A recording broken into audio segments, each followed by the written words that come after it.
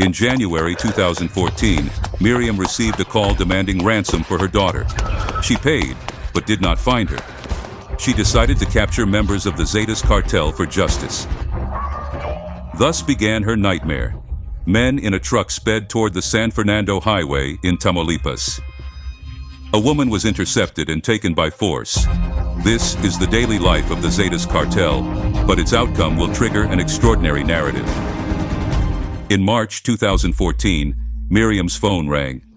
Hesitantly, she answered. Her eyes showed anguish. The conversation was brief but clear. We have taken your daughter and want a ransom of $2,000. As the call continued, a voice asked for Sama, followed by the sound of disconnection. Miriam panicked and pleaded for help, but her case got lost among the many disappearances in Mexico. Her only way out was to get money to rescue her daughter. In 2014, the Zetas were at war with the Gulf Cartel. San Fernando became the stage for this conflict, resulting in deaths. Miriam and her husband managed to gather the money and left it near a health center. The agreement was for the release of the young woman at the local cemetery, but days went by without seeing her. More people contacted Miriam after the first payment. Give us more money, and we guarantee that we will release your... Over time, Miriam began to lose faith, but it's hard to stay calm when you don't know if your daughter will return. However, one day, acceptance arrived. That morning, Azalea said that Karen would never return and was probably dead. Later, the truth came out, confirming that her daughter had been killed after the kidnapping. Filled with anger, sadness, and resentment, Miriam decided to seek justice. She devised a plan to track down the criminals and ensure their arrest. Her only clue was a person with the nickname Summer. That name echoed in her mind, but how to find him among millions of Mexicans? Crushed and furious, Miriam checked the Facebook profile of her murdered daughter.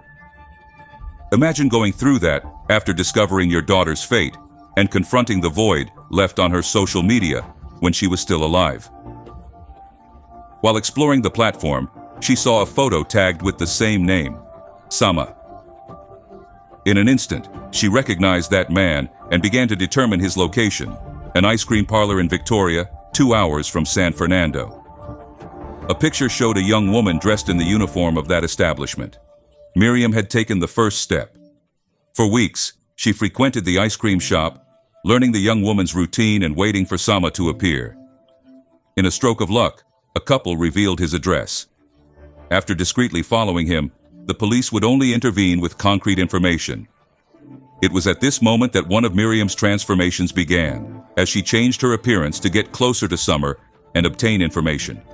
Miriam dyed her hair, wore an old uniform, and began investigating the neighborhood. This way, she gathered details about Summer.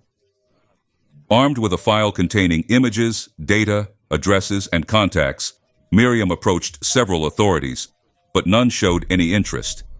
However, one officer began helping her. An arrest warrant was issued for Sama, but he escaped. Feeling powerless, Miriam did not give up. With limited resources, she continued her efforts to find the fugitive. September 15th is celebrated in Mexico as Independence Day. Miriam's family had a business in the city of Victoria. Just before closing, Miriam's son, Luis, saw Sama inspecting the merchandise. Without hesitation, the family contacted the police and Sama was arrested. During the interrogation, Sama revealed crucial information for Miriam's investigation. She approached the person involved in her daughter's murder, and the man recognized her. He tried to flee, but Miriam captured him and said, "If you move, I'll kill you right here." The person stood still, and soon the police arrived and arrested him. In this way, Miriam tracked down her daughter's killers. Some severed ties with the Mexican syndicate and tried to rebuild their lives after working for this criminal group. From 2014 to 2017, Miriam captured 10 of these men by herself. Her activism made her a role model for society, but it also left her vulnerable to facing a cartel. Her situation was risky, but nothing would stop her from achieving her goal. In March 2017, 29 inmates escaped from the state prison in Victoria through a 40-meter tunnel. 4 of them were members of a criminal organization. You can probably guess which syndicate they belonged to. According to the authorities, the prison had space for 800 inmates but was overcrowded, with an additional 160 inmates due to the high crime rate. The population considered this negligence a contributing factor to the chaos and the government's lack of interest in dealing with crime and prison control. After the escape, the communities of Victoria and San Fernando reported constant clashes and robberies. However, the worst was yet to come. Along the way, these individuals also killed innocent people in retaliation against anyone who had crossed their path. You can imagine who their target was, knowing that her actions had led to the arrest of several of their associates. Faced with this, Miriam sought help from the Mexican government out of fear of becoming a target of people connected to the Mexican syndicate. It was no secret that she had dedicated herself to tracking down everyone connected to her daughter, and thanks to her efforts, she had captured several of them. Pursuing justice on her own, she became an example to many and a figurehead for activists. The government provided a security team to protect her day and night. However, on a symbolic day for Mexicans, Mother's Day, May 10th, Miriam was shot and killed in front of her home.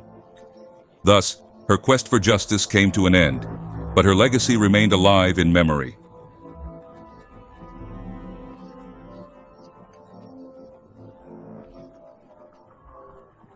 After Miriam's death, having captured most of those involved in her daughter's murder, she became an icon in San Fernando and throughout Mexico. Her journey became an international reference for many associations and groups of families of the missing. However, seeking justice came at a tragic price for Miriam and her family. This visibility in Mexico increased after former President Felipe Calderón's government introduced the so-called war on drugs. This resulted in numerous uprisings and armed conflicts across the country, marked by deaths and the discovery of many clandestine graves. The primary motivation was the perception that Mexico had shifted from being a producer and transit country to becoming a consumer of drugs, affecting both adults and children. However, many Mexicans lamented this decision due to its consequences. The situation in San Fernando was no exception, and impunity prevailed. It was 10 p.m. on May 10th, 2017. Miriam was returning home to meet her husband. Days earlier, she had injured her leg while chasing a woman linked to her daughter's murder, so she was limping and using crutches. A white Nissan van was parked across the street, and as she carefully exited her vehicle to avoid further injury, 3 men who had escaped from prison and were connected to Karen's crime were inside. Without saying a word, they approached Miriam, and before she could react, they shot her 13 times and fled. Miriam lay face down on the sidewalk, with a gun in her pocket that she was unable to draw. Within months, 2 of the culprits were arrested, and 1 was shot, but impunity persisted. Those who ordered the act remained shielded by silence and support. Miriam's violent death sparked outrage in Mexico, once again highlighting the prevalence of impunity and the government's challenges in fighting organized crime. After Miriam's passing, her son Luis attempted to track down the culprits, but he too learned a lesson.